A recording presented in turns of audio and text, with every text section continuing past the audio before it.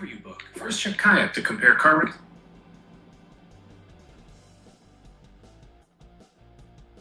Check.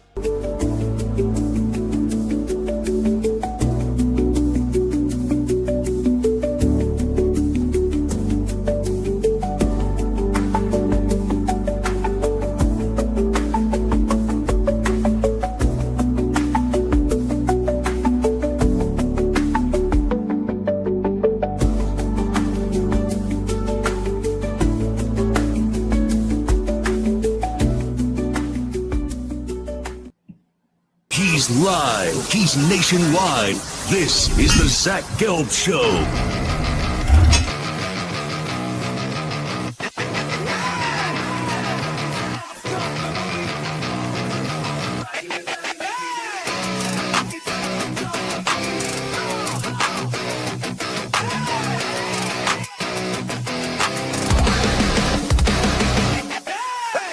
Here's your host, Zach Gelb.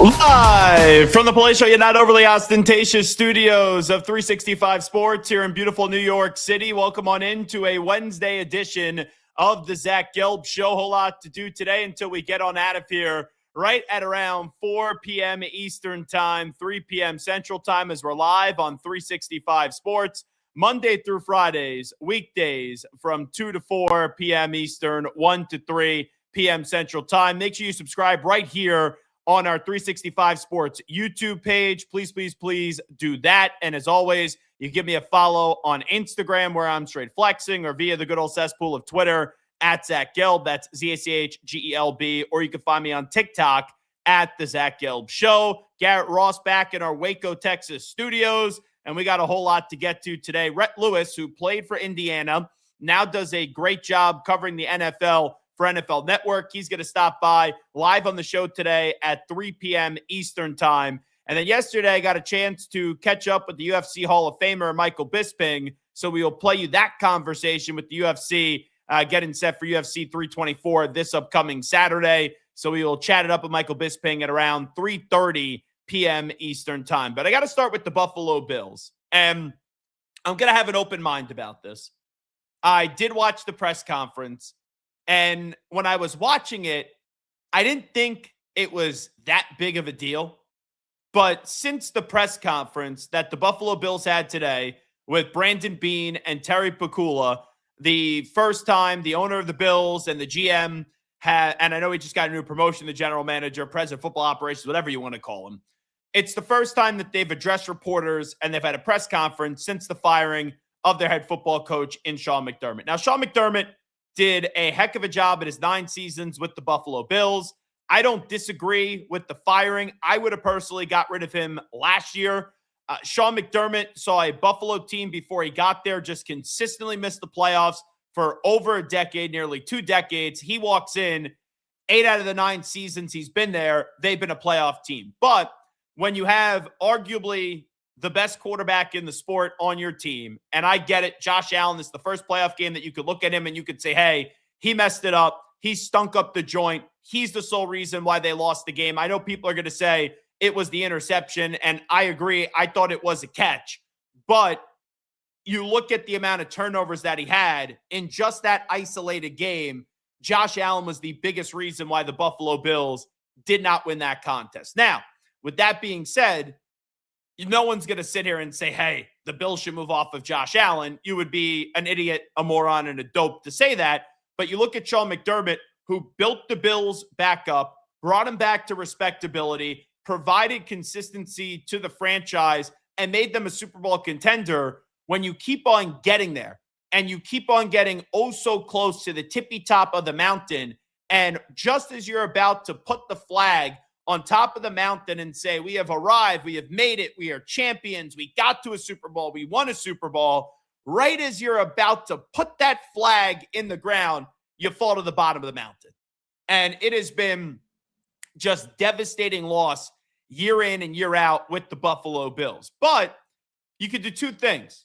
And the Bills tried path number one for the last few years, where Terry Pegula did not get rid of Sean McDermott when many people were calling for Sean McDermott to get fired. Like, that's the surprising part of this.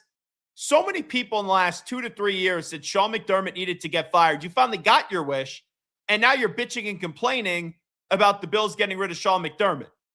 But the Bills for a while took road A, the path of least resistance, where it's, okay, we're just going to go status quo. They're eventually going to break through. They're eventually going to pull through. They're going to be fine. And it's just a matter of time because of who the quarterback is. And I believe when Buffalo went down path A, it was, okay, we are afraid to see what life is like without Sean McDermott, because there was a playoff drought for the longest time. Now the Bills are finally going down the path of road B. That's what they're doing. They're making that next step where they say, we still believe in our quarterback. You should.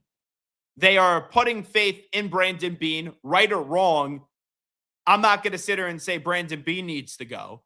And you look at Sean McDermott, it was just time where it's the same head coach and the same results are happening. You look at logically 1, 2, and 3, who's going to go first?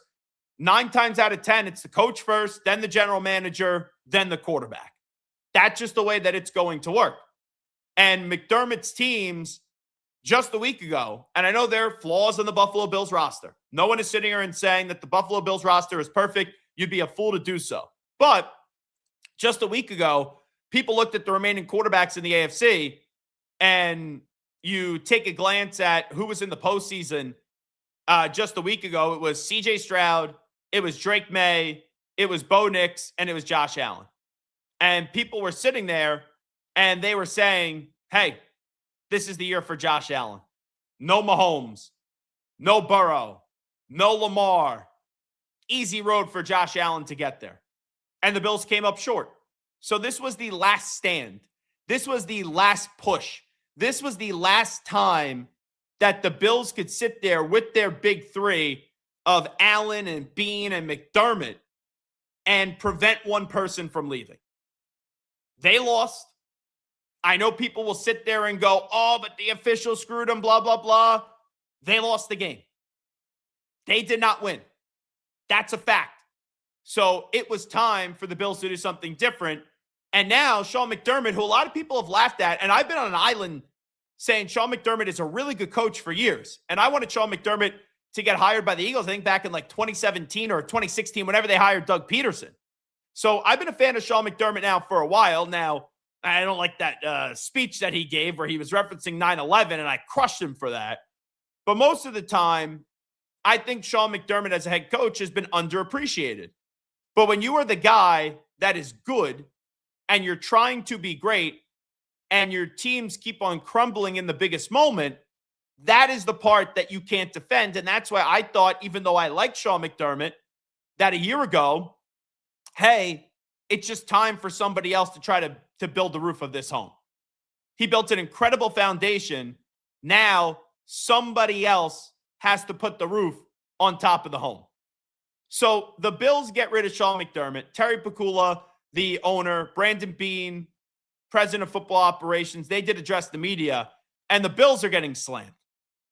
So I think, and we'll eventually play all the clips in just a matter of moments, I think there's only one thing that is fair for the Bills getting slammed today. I have no issue with Terry Pegula coming on out and blasting the officials and blasting the review or lack of it, of that interception that I thought was a catch by Brandon Cooks. I know people say, oh, that's loser mentality. I've watched that play over and over again. I know some people think it's an interception, like Mike Sanford, who joined us early in the week. I think it's a catch. And you're not going to be able to tell me otherwise. And I don't have a dog in the fight. I don't. So I don't mind that the Bills are complaining about the officiating. And the Bills are obviously going to have to criticize in some capacity Sean McDermott because you're justifying getting rid of the coach. But the one part that the Bills look bad today is that, and we'll play it in just a minute, is that the Bills and Terry Pagula got to the podium and he went out of his way to slam the coaching staff for the drafting of Keon Coleman, who, by the way, Keon Coleman was a very good wide receiver at Florida State. Keon Coleman has been bad with the Bills. He was supposed to be a really good player, and Keon Coleman has been late to meetings. He's been, deactivated at times. And the Bills tried to present it today that this wasn't a Brandon Beane decision. That was a Sean McDermott decision. The only problem about that is so much about the pre-draft process is now documented. I've seen two different videos, one of them in particular, where Brandon Beane is watching at the combine. He's like, oh, that's actually good that Keon Coleman wasn't blazing quick in his 40 time because it means that he's going to fall in the draft and we'll be able to get him. So was maybe the coaching staff pounding the desk for Keon Coleman and Brandon Beane, who liked him, was just like, yeah, let's do it? Maybe. But those videos, that's the only part of this press conference where I thought it was a bad look for the Buffalo Bills because the messaging was, oh, this was a Sean McDermott draft pick. And then there's videos that are available online right away in a snap of a finger that say, hold on, Lee Corso, not so fast, my friends, where it's like, is it really what you were trying to present it? So let's take a look from some of the press conference today. This was Terry Pagula on the Bills hitting a wall under Sean McDermott. I did not fire a coach based on a bad officiating decision. If I can take you into that locker room, I felt like we hit the proverbial playoff wall year after year. 13 seconds, missed field goals, the catch. So I just sensed in that locker room, like, where do we go from here with what we have?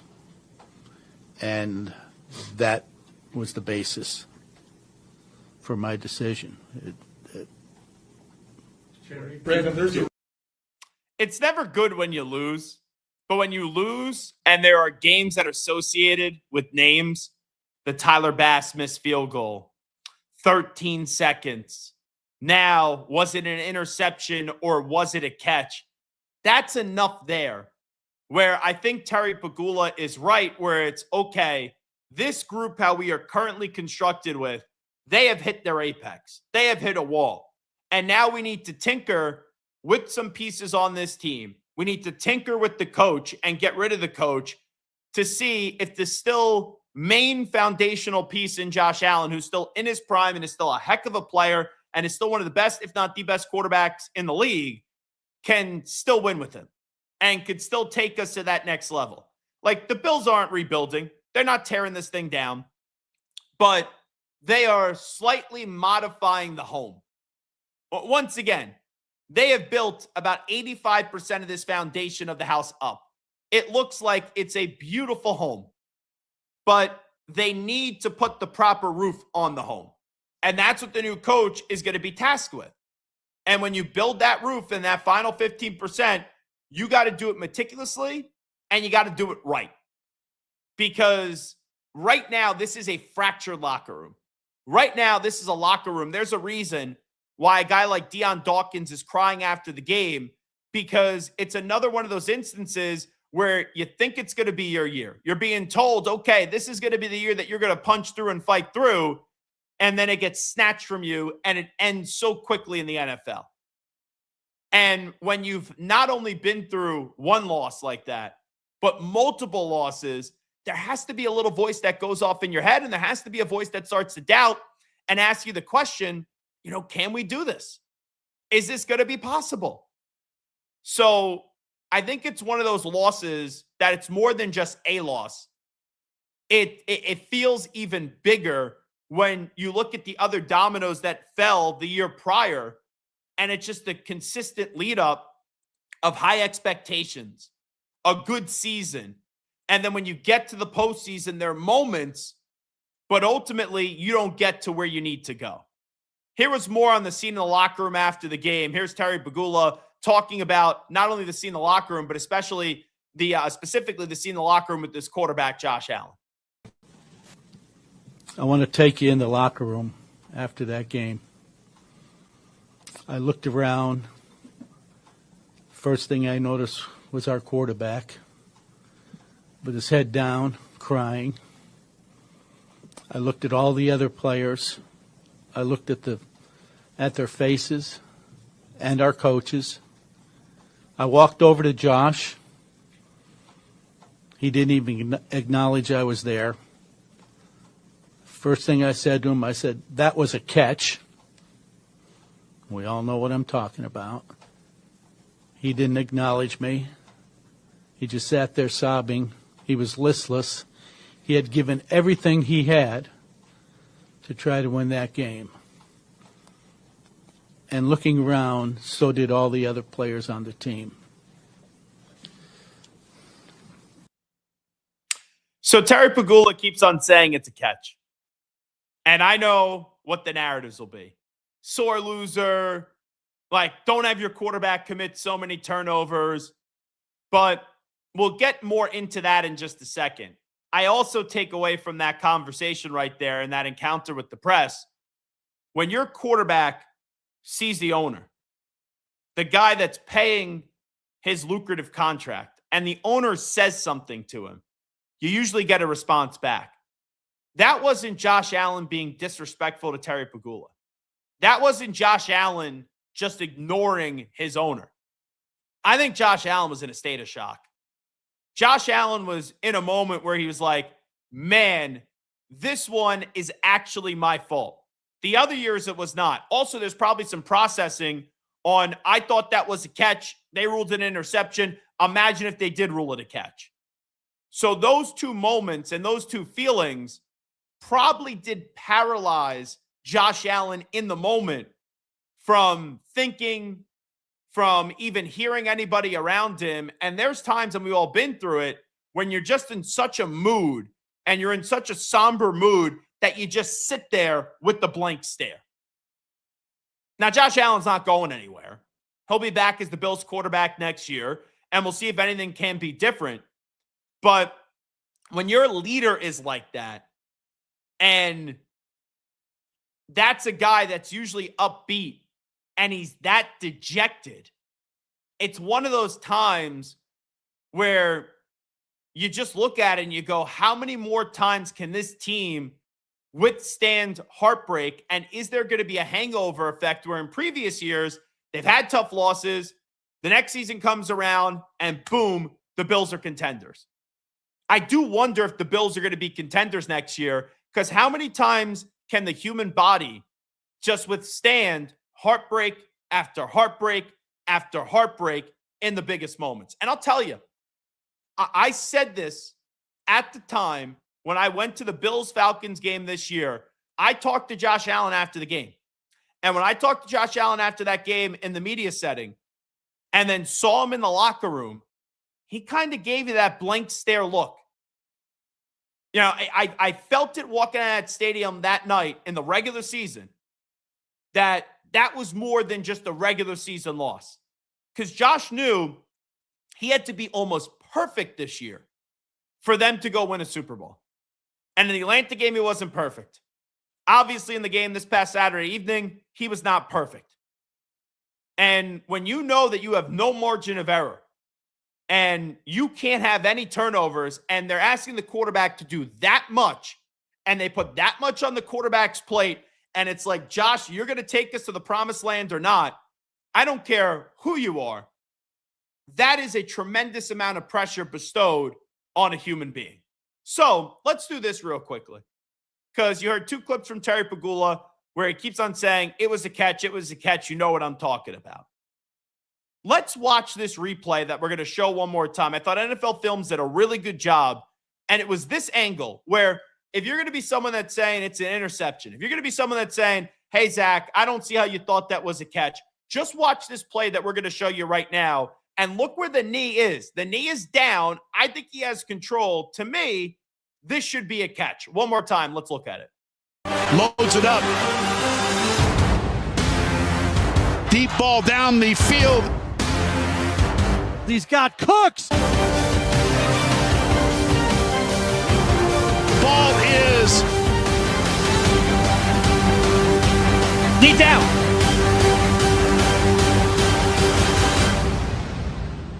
intercepted. Oh my goodness. Jaquan McMillan. I don't know. I watched that play over and over again, and I see the catch. The ball is in the receiver's hand, and Brandon Cooks, and he has a knee down. Sure, McMillan wrestles the ball away, but the knee is already down. That should have been a catch. I'm not a Bills fan. I'm not a Broncos fan. That should have been a catch. And you're not going to convince me otherwise. But with that being said, I have sat here vehemently saying that's a catch. I've had other people that know a lot about football tell me it's vehemently an interception. So if you have 50% of the people one way, 50% of the people the other way, you got to go and stay with the call that was made on the field, because don't you need conclusive evidence to overturn it? So maybe it's not as clear as the way that I thought it is, but it does look pretty clear to me that that is a catch.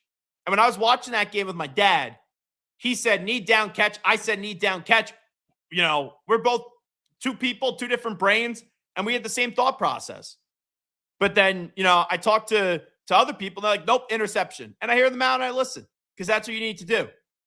But I keep on looking back at that, and if I'm a Bills fan today, I'm still saying to myself, sure, the quarterback had too many turnovers.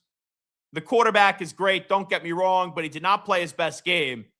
But you do feel as if you were robbed by the officiating, or at least bare minimum. I know turnovers are automatically reviewed, but how don't they just stop that and really slow it down for like 5 or 6 minutes? It seemed as if they were rushing just to get the other game on that was coming up on Saturday night between the Seahawks and the 49ers. And let's be real, I would rather, I know it's easy to say now, but still, I'd rather spend 5 or 6 more minutes looking at that play and making sure you're getting right than just getting the Seahawks and 49ers in right away when that game ended up being a blowout. Zach Gelb here with you on 365 Sports. So this is the one thing from the press conference. Nothing that Terry Pegula did so far upsets me, but this is the one where it's been considered a bad look today. Here is Terry Pegula interrupting Brandon Beane when they brought up the conversation about Keon Coleman. Listen up. Yeah, can I interrupt? I'll address the Keon situation. The coaching staff pushed to draft Keon. I'm not saying Brandon wouldn't have drafted him, but he wasn't his next choice. That was Brandon being a team player and taking advice of his coaching staff, who felt strongly about the player. And, you know, he's taken, for some reason, heat over it and not saying a word about it. But I'm here to tell you the true story. That's the part that is a bad look from this press conference. That's the part from the press conference where today the Buffalo Bills have turned into a piñata nationally, because you have your owner painting a picture that this was a Sean McDermott pick and Brandon Beane had nothing to do with it. He was just being a good teammate. He deferred to the coaching staff. And when you say that, I believe it. Like, why should I question it? Why should I not believe that you're going to go like out of your way and you're just going to slam the coach when he's out the door? Why wouldn't I believe that's a factual statement? Well, I give you the benefit of the doubt until something else comes out. And there's video in the pre-draft process at the combine where Keon Coleman doesn't run the quickest 40 in the world. And Brandon Beane basically says something along the lines of, oh, that's good for us. That means he's going to fall in the draft. That means he'll be there when we're picking. So, yes, Sean McDermott probably wanted Keon Coleman. But you painted a picture that Sean McDermott's like, we need Keon. And Brandon Beane's like, I think we should go elsewhere. But I'm going to be a good teammate here. I'm Brandon Beane. I'm going to be a good teammate. And I'm going to go with what the coach wants. And remember, the Bills traded out of that pick. And the Chiefs ended up getting Xavier Worthy. And then eventually the Bills, they moved back a draft spot. I think it was the first pick of the second round. And they ended up getting Keon Coleman, who, let's be real, Keon Coleman has been his own worst enemy with the Buffalo Bills. Showing up late to meetings, getting deactivated from the active roster, inactive from the active roster because the guy just isn't putting in the proper work. And he's been an enormous bust so far with the Buffalo Bills. And I thought he was going to be a really good player out of Florida State. So now who do the Bills turn to? They have requested permission for Brian Daboll to be their next head football coach, or to get an interview, I should say. There's other names that have been thrown out there, like an Anthony Lynn. I don't know where the Bills are going to go. I truly don't. But I would throw a name like Mike Tomlin in there. I would throw a name like Bill Belichick in there. Like, people are saying, you can't bring in Bill. My question would be why? Sure. Is the Jordan Hudson thing weird and creepy? Absolutely. Has Bill Belichick been an embarrassment so far at UNC? Absolutely. Without Tom Brady, the last few years in New England, did it go well for Bill Belichick? No, he did make the playoffs one year with Mac Jones, though, in a bottom 5 roster. So if the structure's in place where it's Brandon Beane's running the show, I would trust Bill Belichick to get the most out of this roster. So that's what I would start. Mike Tomlin and Bill Belichick. Then after that, you can get to your Brian Dabolls of the world. You can get to your Chris Shulas and your Clint Kubiaks and, whoever, Jesse Minter, whoever those names may be. But I would start big because I look at the Bills with Josh Allen. You either have a quarterback or you don't in this league, and you have one of the best quarterbacks in football. Like, if I was doing my quarterback rankings right now, I'd still put Mahomes 1. You could argue that Josh Allen is the best quarterback in the NFL, but I would still put Mahomes 1. Then I would put Josh Allen 2. And after that, do you go Stafford? Do you go Lamar? So you have a quarterback that everyone's going to sit there and say is a top 3 quarterback. I think that's attractive because you've seen very quickly in this league, you have the right coach and the right quarterback, you could win. So for anyone that would sit there and be like, nah, I'm Belichick. Belichick's won 6 Super Bowls. And you're going to tell me, you can't bring in Belichick without Brady. Well, you got Josh Allen. And I'm not saying Josh Allen is Tom Brady, duh. But Josh Allen is a great quarterback in this league. And he reminds me a lot like the early stages of Peyton Manning, where it was great prodigious stats in the regular season, wins in the regular season. But in the playoff time, it would be tough performances and bad losses before number 18 eventually did punch through. And now they're trying to do that with number 17. I think that combination of Belichick and Josh Allen would work for a 3 to 4 year stretch with the Buffalo Bills and would put them in a great situation to go win a Super Bowl. And I know some Bills fans would be like, Belichick, we hate his guts, but don't you want to win? And I think Belichick would like to stick it to the Kraft family as well, who obviously the Kraft family is not missing Bill Belichick as the Patriots are now 60 minutes away from going to the Super Bowl. But one name that I brought up was Mike Tomlin. And I bring up Mike Tomlin, and I think you at least have to make him say no. I understand Steelers fans are going to be like, we need something back because he's still under contract. Well, all reports indicate right now, Jay Glazer has kind of reiterated this, but all reports are right now that Mike Tomlin's going to take a year off, and he may never coach again. Now, I'll believe that he's never going to coach again when I see it, but this is Rondé Barber. Remember, Mike Tomlin, obviously, with Tampa Bay roots, was on that coaching staff where the Buccaneers did win a Super Bowl. And this was Rondé Barber on his own podcast saying that Mike Tomlin's not coaching this year. He told him he was done before the start of the season, and he doesn't think Mike Tomlin's going to coach again. Here was Rondé Barber.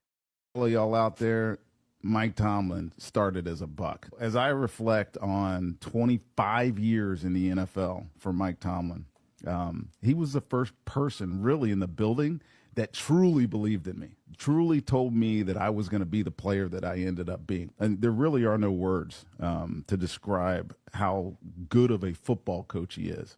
Now, that being said, Mike's a friend, man. He's like family to me. We vacation every year, and there's a lot of stories out there about Mike coming up and wanting to take 1 year off and go coach. I'm gonna tell you right now, dude, I think he's done.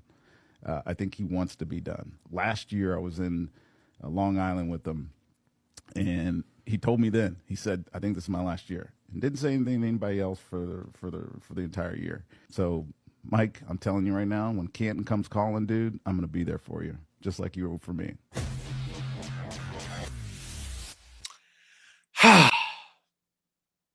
Is Mike Tomlin done coaching? My gut tells me no. But that's a relationship with Rondé Barber and Mike Tomlin where it's more than just player coach. They are legitimately friends. They are still close to this day. And that's the insight that Rondé Barber has. And clearly Mike Tomlin trusts Rondé Barber enough where he could tell him before the start of the season, I think I may be done, and I think this may be my last season. Now, maybe in the moment, Rondé just thought, oh, with the Steelers. And now he's feeling that it's going to be the last time that he coached in the NFL. And you know what? Everyone's cut from a different cloth. Usually these guys that are head coaches, they're addicted to football and they stick around too long. A guy like Mike Tomlin is a Super Bowl winning coach. A lot of people like him. Sure, it's indefensible what has transpired for basically the last decade, where since the 2016 season, that was the last time that he had a postseason win. And then 2017 and on, he has not been able to get a postseason win. They've lost 7 straight games in the postseason, 6 one-and-dones in their last 6 times in the postseason. Can Mike Tomlin go somewhere else, and could he have a successful next chapter? Yes. Is he a lock to win a Super Bowl again? No.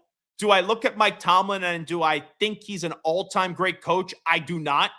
But I do think he'll get into the Hall of Fame. James Harrison believes that he's not an all-time great head coach, and James Harrison played for Mike Tomlin.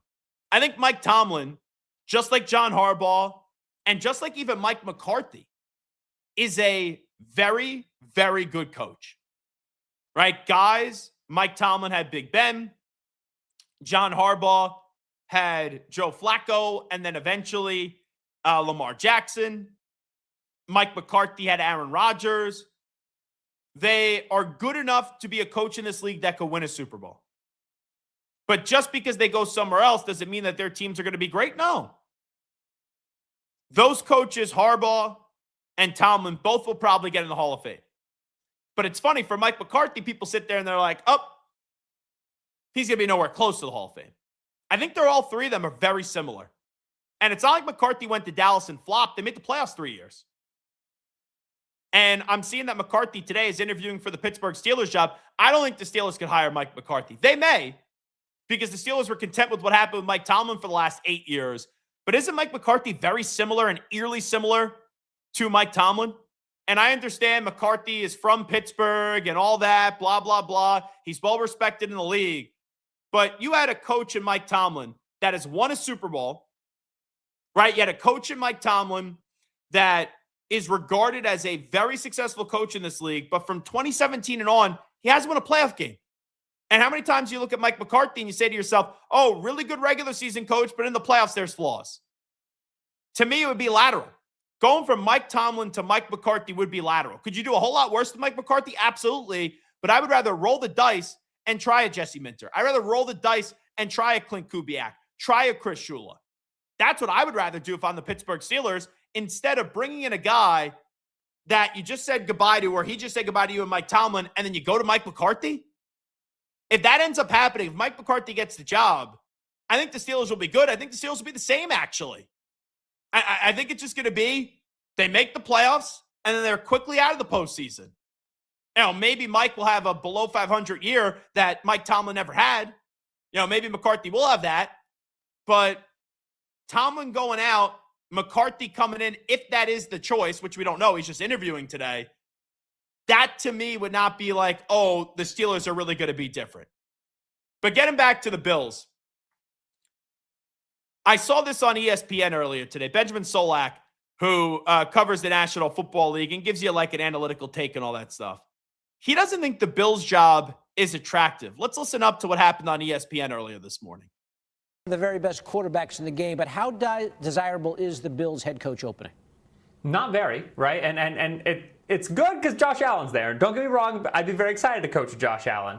But the guy outgoing, Sean McDermott, He had 7 consecutive seasons of 10-plus wins. He had 6 seasons of winning a playoff game, and ownership just told you that's not good enough. That's very challenging, I think, for a first-year coach to step into. It also is the case that the other guy who had a big hand in the Bills' failures, general manager Brandon Beane, got a promotion as a part of this firing. He's the president of football in Buffalo. You got to report to this guy now, and it's pretty clear he's got a lot of the power in that organization. McDermott and Beane disagreed on a lot of stuff. Number one was pass rush, right? They added so many players to the defensive line over the course of their time together in Buffalo. Just this offseason, Michael Hoyt and Joey Bosa in free agency, 3 of their first 4 picks, all on the defensive line, and yet they only pressured Bo Nix on 20% of his dropbacks in this game. It was the worst of all 15 of their playoff games. If you can't get after the passer, you can't win in the postseason. It's a big part of why McDermott's gone. Defensively, they just never had the juice in the front 4. But overall, I think Brandon Beane owns a much bigger part of that pie, a much bigger slice of it that people are acknowledging. And this is not a Joe Shane situation where John Harbaugh kind of steps in and retakes over all of football. No, Beane is still clearly the most powerful guy in Buffalo. That would turn me very off from this job. I hate that take. I despise that take. The Bills' job isn't attractive. Oh, because Sean McDermott won all these games, had all these double-digit win seasons, he was fired. Yeah, no shit. You don't win a Super Bowl. You keep on getting close. Eventually, you're going to let go. Now, the process, you could maybe say a little bit sloppy.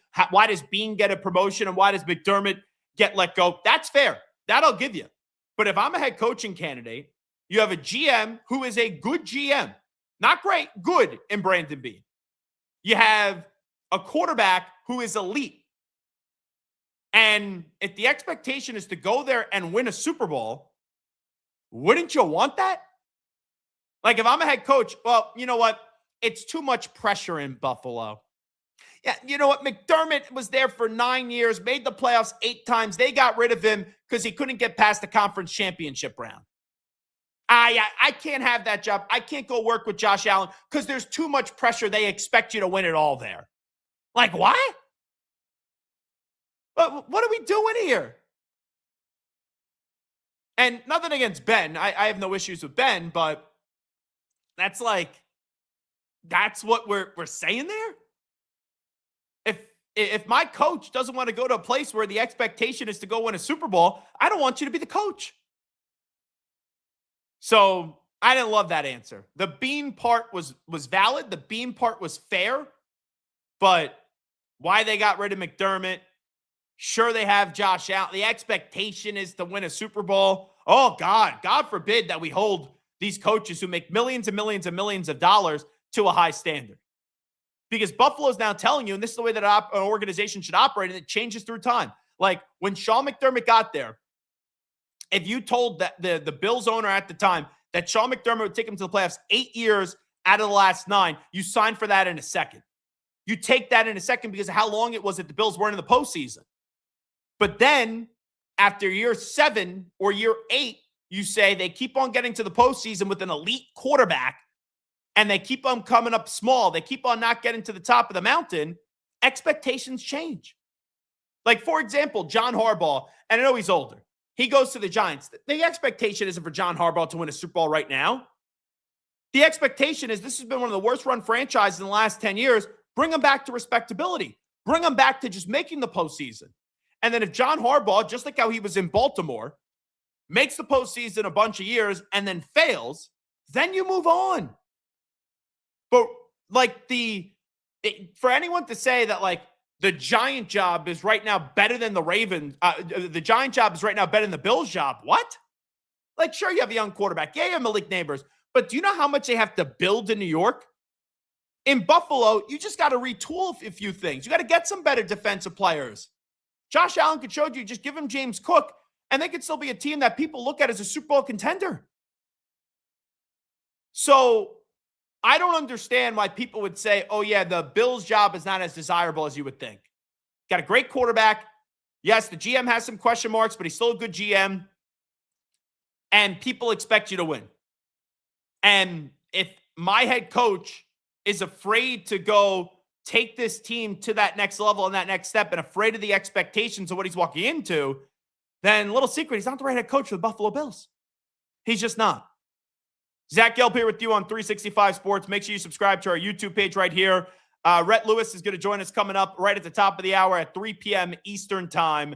And Michael Bisping, I had a conversation with him yesterday, UFC Hall of Famer. He's going to join us, talk about their card this upcoming weekend at about 3:30 p.m. Eastern time. Also, obviously, recap the Indiana National Championship with Rhett Lewis at 3 p.m. Eastern time. He is a former wide receiver of that program. But let's take our first time out of the day. The Zach Gelb Show on 365 Sports will be back in 90 seconds.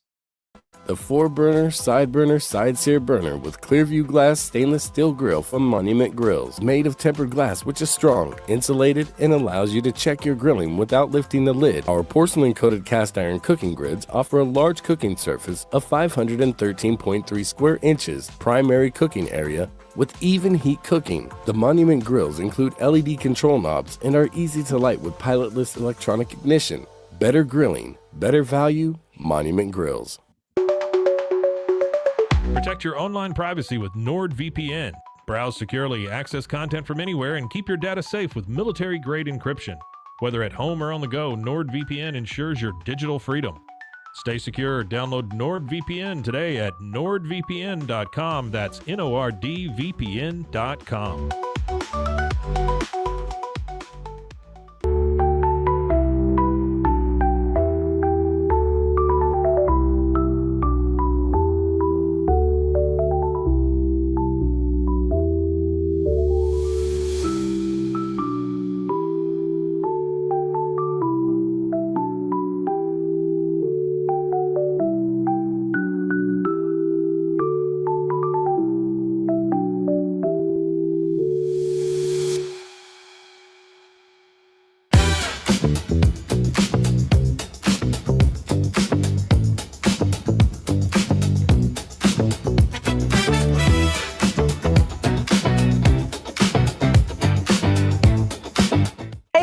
I'm Abby Dommett, 2023 CrossFit Games athlete, and I use Airwave because it helps me breathe easier and stay more relaxed during my workouts. 1, 2, 3, 4. Very discreet.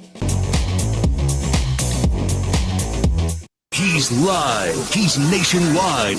This is the Zach Gelb Show.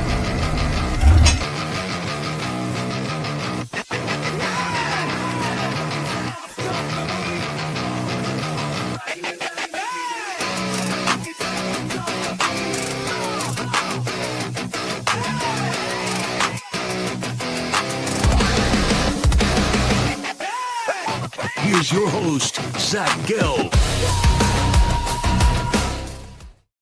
Zach Gelb Show right here on 365 Sports. Rhett Lewis going to join us coming up at the top of the hour. Recap the Indiana National Championship. Also, get you set for Conference Championship weekend in the NFL. Some NFL notes. Obviously, the Bills had their press conference today that we did the first 38 minutes on.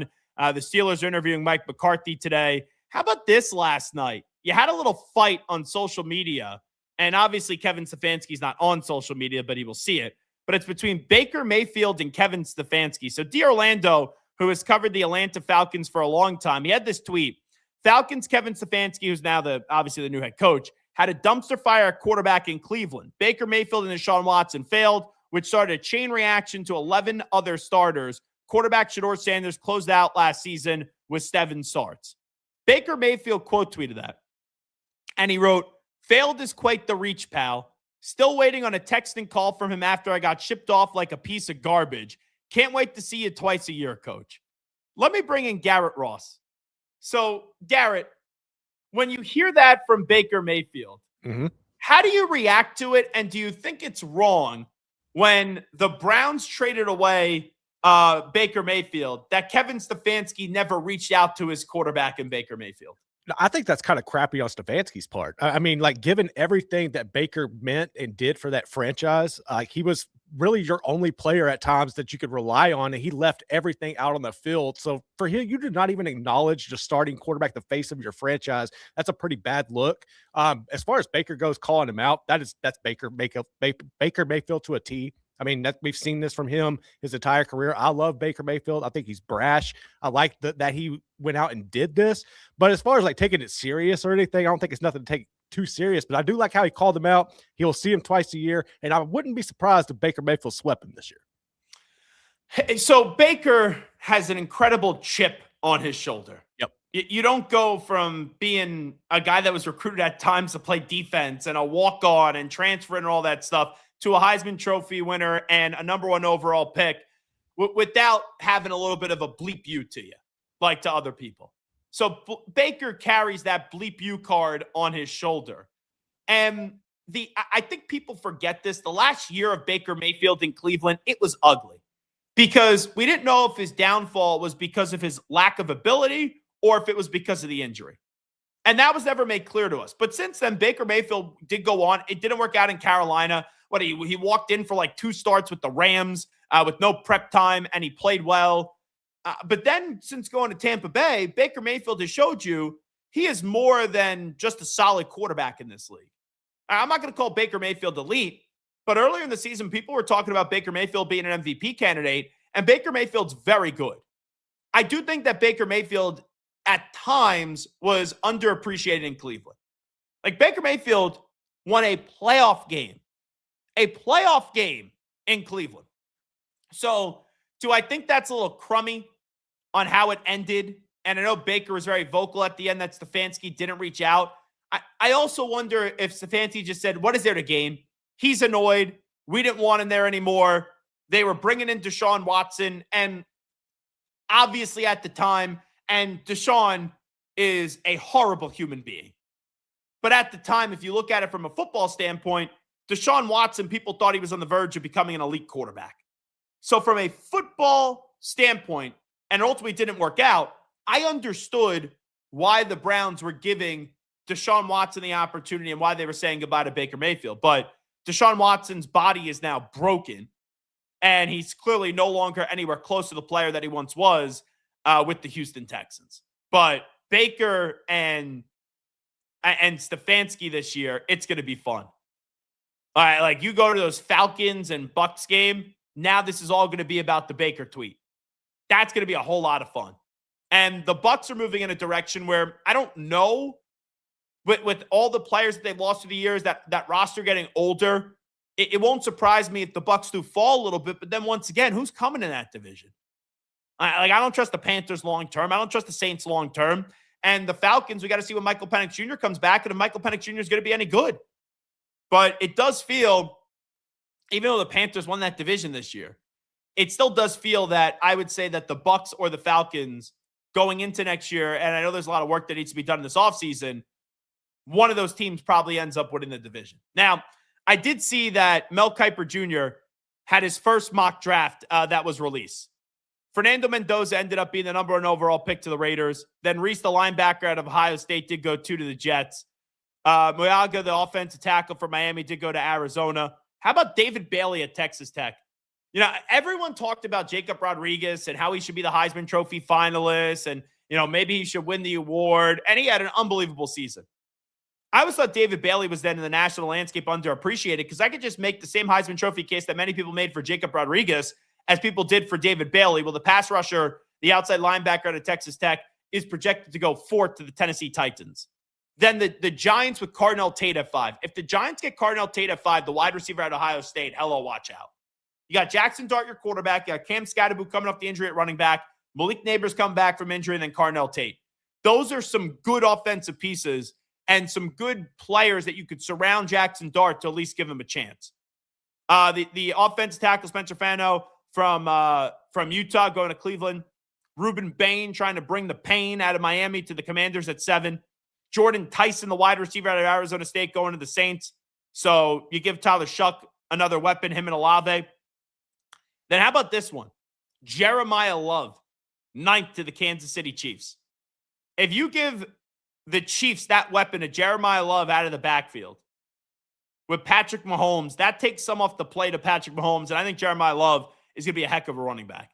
Then I don't think Caleb Downs should fall to 10, but right now they have the Bengals getting Caleb Downs, and the Bengals need as much defensive help as they could get. Then you have Keldrick Falk, the defensive end out of Auburn, going to the Dolphins at 11. Sonny Styles, the linebacker out of Ohio State, going to the Cowboys 12. Jermon McCoy, the cornerback out of Tennessee, going to the Rams at 13. Then Mekhi Lemon, the wide receiver out of USC, going to the Ravens at 14. Some more help for Lamar Jackson. Now, I won't go through all of these, but I'm curious. I'm going through this far down the list. When the next quarterback's going to be. 16, Ty Simpson to the Jets. So they have Fernando Mendoza going 1. That's what Mel Kiper Jr. has. And then he doesn't have another quarterback going to 16. See, like, if you're the Jets, yeah, you don't take a quarterback at 2. But if you can get Reese at 2, the edge rusher from Ohio State, it looks like he's a stud. And then you can look at Ty Simpson at 16. Even though I don't love Ty Simpson, I can understand the Jets saying, okay, let's take a quarterback now in the first round. But still, the Jets don't need to take a quarterback this year. I'm sure Darren Muji would prefer to take a quarterback this year, but you got 3 first-round picks next year. And Darren Muji is going to get more time than Aaron Glenn will. And ultimately, it's going to be Darren Muji who's making that call. And let me just see if any other quarterbacks do go here in the first round. I'm through pick 25. I'm through pick 28. And Mel Kiper Jr. does not have another quarterback going. And I think that's the right thing. Like, probably only one quarterback should go in the first round, but you know that it's usually going to be 2. And I know Trinidad Chambliss is trying to go back to college for another year. I don't think that's going to be likely, but who knows, especially when it goes to the courts. Carson Beck, he didn't really help himself to be a first-round pick, and I don't think he should be a first-round pick. Dante Moore now going back to Oregon. So you look at a team like the Jets, when next year Julian Sang could be there, Arch Manning could be there. Like Sorsby, maybe he ends up playing himself into a pro prospect. That there's going to be other names that are going to be there for the taking next year. And by the way, I was looking at this earlier this morning. Darian Mensah, who's right now going through this lawsuit, and we're going to see if he's going to be able to hit the, actually going to be able to transfer from Duke. So he was at Tulane, then he was at Duke, and the guy's put up some big time numbers. So the belief is right now that he's going to transfer to Miami. We'll see what happens with the litigious situation. But you look at it the last 2 years, transfer quarterbacks, Cam Ward from Wazoo to Miami, number 1 overall pick. Carson Beck, at the end, it got ugly at Georgia, goes to Miami. They're in the national championship game. I still don't believe that Carson Beck's going to be taken in the first round. Personally, I wouldn't use a second-round pick on Carson Beck. But he will get drafted. A guy like Darian Mensah, who I was reading today, they had him as like the 11th or 12th best quarterback in the draft for next year. And some of those guys may not come out. If he's able to go to Miami, I do wonder how high he could bring his draft stock, because you just look at it from a numbers perspective. And I know he's not the biggest guy in the world in terms of weight, but he is 6'3", or that's at least what they list him. Darian Mensah at Tulane had 22 touchdowns and 6 interceptions. And last year at Duke, he had 34 touchdowns and 6 interceptions. So I'm not going to sit here and make the case that Darian Mensah is the next great quarterback. But if he goes to Miami and he plays well from a statistical standpoint, how many times do you see this where teams just look at a guy that goes, and I know he had 3 different spots, but he just puts up good numbers and he has a lot of experience. If you see Darian Mensah, if he's allowed to transfer, and usually in the court situation, I was reading something last night that a judge said, a North Carolina judge was like, no, he needs to go to the transfer portal, or he paved the way for him to go to the transfer portal. I don't like to dip my toe too much in the legal stuff because I don't understand it all that well. But usually the court system is more pro player than they are the NCAA or these institutions. And when he did transfer from Tulane to Duke, the contract for NIL was basically for 2 years, but you got a hairy situation here. And I know we saw what transpired with the Washington quarterback, but that was a little bit different because he said that he was coming back, and I know Mensah did as well, but this is one where it feels like he's going to wind up as the quarterback of Miami. I would take a guess and take a stab that he ends up being the quarterback of Miami. Garrett, how much have you paid attention to the Darian Mensah situation? Because I kind of feel like it's going to, I don't want to say inevitable. Right. I do think it's likely he goes to Miami, and if he produces well, he could be a name that could quickly climb up the draft boards for next year. Yeah, I think he's obviously the courts are going to fight this. Duke's going to fight it. They don't want to lose a guy with the talent that you have in Darian Mensah, but I ultimately think you're going to see him in Miami next year. I think he's going to be a good fit in that offense. I honestly think he would be better in that system than what you got from Carson Beck this year. To me, he's got a little more of the elusiveness that Cam Ward had. My only thing with this is I don't think it's necessarily Shannon Dossett that is developed. Like, okay, yesterday we had the guest on and he was talking about Shannon Dossett developing Cam Ward and getting him to, he was the reason why he was drafted so high. I don't believe that. I think that's all Eric Morris. I think he just kind of went in there and picked up the reins under Shannon Dossett and then ran with it. So I don't think this is a situation where we're looking at Shannon Dossett taking Darian Mensah and making him like an elite quarterback that's going to get drafted high. But I think that he can put him in a system and with all the playmakers, I mean, he's going to throw the ball to Malachi freaking Tony. Are you kidding me? So I think with that kind of the playmakers and the skill sets around him, that they can make a run to the playoff again. And I think it can make his draft stock rise a little bit. But when you're going up against Arch and all these guys that are going to come out next year, I think he's going to get lost in the shuffle or drop some. Whereas if it was flipped and he was going to come out this year, there's no doubt that he would be the number 2 quarterback off the board, in my opinion. Now here's the other thing, too, in that conversation. Right. Supply and demand. Exactly. There's always a demand for quarterbacks. But this year, I think everyone knows it's not a great supply. Supplies years. And like, for example, 2 years ago, you had the 6 quarterbacks go in the first 12 picks. Caleb Williams, highly touted. Jaden Daniels, Heisman Trophy winner, highly touted. Drake May, people either loved him or hate him, but you knew he was going in the first 5 picks. Like those 3 guys going 1, 2, 3 was not surprising. But then Michael Penix Jr. going 8th was like, whoa. McCarthy going 10th was early for McCarthy, but a lot of people like myself mocked him to go to the Vikings. And then Bo Nix going 12th. There was a great demand for quarterbacks. And when you have quarterbacks go 1, 2, 3, it's okay. You got to go run and get the quarterback. It's not always like that, though. For example, you take a look at the draft class from just last year. Like Cam Ward went 1. There was a huge storyline in Shedeur Sanders, but Shedeur didn't go to the 5th round and ended up being Jackson Dart as the only other quarterback that was taken in the 1st round. That one year where Kenny Pickett was the first quarterback off the board, and I don't think he went to like pick 19, and people thought Malik Willis was going to be a 1st-round pick, and Malik Willis fell completely out of the 1st round. So usually what transpires is when there's a year where there's an off quarterback year, the next year, the demand becomes greater. And then we talk ourselves to there being guys that are probably going to get drafted before they should. Now, with that being said, I look at this. Next year does feel like it's going to be a better draft class. But also, last year, where you had Cam Ward and Jackson Dart, we were told that this quarterback draft class is going to be rock stars. So it changes rather quickly. But I think next year, like this year, there may only be 1 quarterback go in the 1st round. I think ultimately it will be 2. Next year, there should be at least 4. There should be at least 4.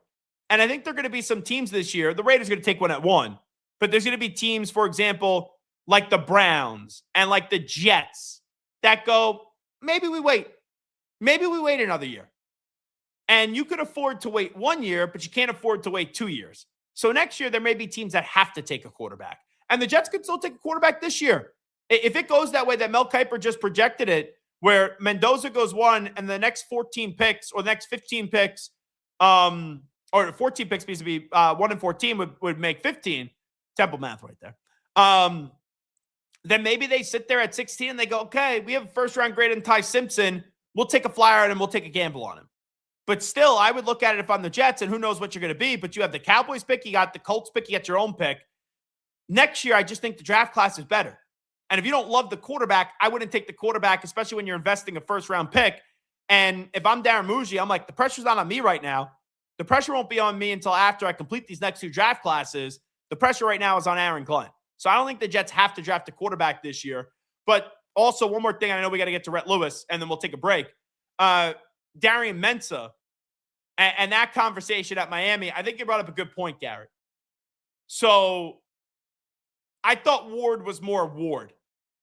Beck this year, I thought was more of that he was good, but it was the product of the system and the players that were around him. Mensah has kind of showed you that he could go to Tulane in the American and play well. He could go to Duke in the ACC and play well. I think he could play well, and I think he's a college type of quarterback where you go anywhere. And some of these players that Miami's going to be able to bring back and the money that Miami has, you could see him where he's a guy right now that no one's talking for the NFL draft next year. But if he puts up another big prodigious stat year, that people are going to be talking about him this time next year about going to the NFL. But then also, where do they rank you in the pecking order? But still, Michael Penix Jr. and Bo Nix weren't ranked that high in the pecking order. They ended up being the 4th and 6th quarterback taking. But Michael Penix Jr. in that draft class was 8, and Bo Nix was 12. It is 365 Sports. It is the Zach Gelb Show. We're here live weekdays from 2 to 4 p.m. Eastern, 1 to 3 p.m. Central Time. Make sure you subscribe right now to where you're watching the show on our 365 Sports YouTube page. Rhett Lewis did play at Indiana. He now does a great job as a commentator for the NFL Network. When he joins us on the other side, we will talk about his Hoosiers winning the national championship, and we also get into all the storylines with the NFL Conference Championship weekend between the Patriots and the Broncos. You also, that's on the AFC side and the NFC side. You have the Seattle Seahawks and the LA Rams. A lot emanating out of Buffalo today because of the Terry Pagula and Brandon Beane press conference. So a whole lot on the table. We'll touch it all. Indiana and also the NFL playoffs with Rhett Lewis when the Zach Gelb Show on 365 Sports returns in 90 seconds. What I love most about playing basketball is the competition. I really just like being shifty, mastering hesitation moves, changing direction, building chemistry with new teammates. If you're not having fun while you're playing, it's no point in playing the game. You know what to do. Escape Basics. Pair of Thieves quick dry underwear. It wicks away sweat and helps keep you dry. You looking for a deficient season? Overwhelmed by your inbox? Clean Email is here to help. Organize, clean, and manage your emails with powerful automation tools. Say goodbye to spam and clutter and enjoy a stress-free inbox. Try Clean Email today at cleanemail.com. I'm here to work out with you. We did not put this little cookie cutter program together. I'm in there with you, sweating, yelling, doing the damn thing. Transform by Core Home Fitness. A secret, I travel internationally every year. I struggle with insomnia both at home and especially in hotels. This was life-changing. It's called Fly Kit. My favorite aspect of the Fly Kit is it tells you when to sleep.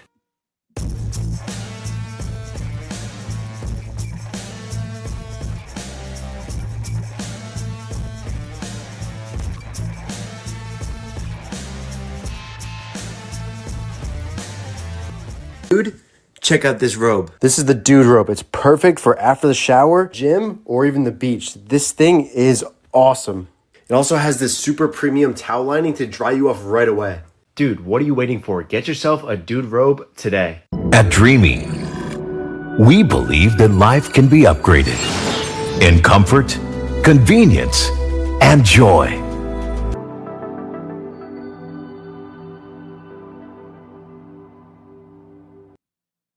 He's live. He's nationwide. This is the Zach Gelb Show.